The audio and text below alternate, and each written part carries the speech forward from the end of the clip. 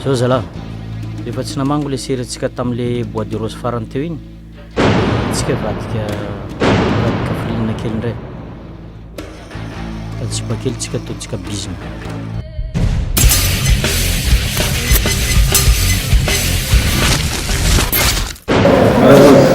Ça va, zany cadeau natao miaraka pôtôny mifiavy asatsika sava zany dia natolotsany débord zany mahavita be zany eto zany za miambana fa mbôpody zany entany matokisana fa milamina kiasy.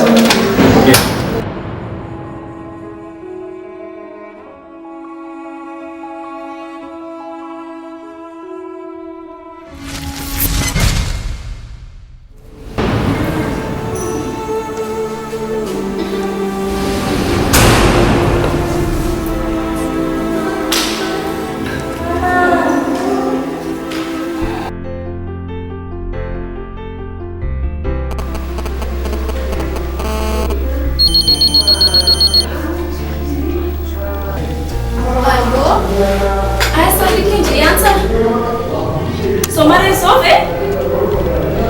Sangue aqui, Pedro. Como é que eu vou nessa café esse pouquinho?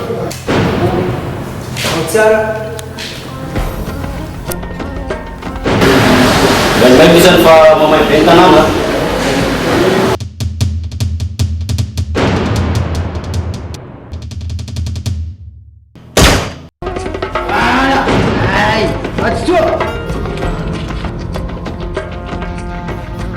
Isso não liga que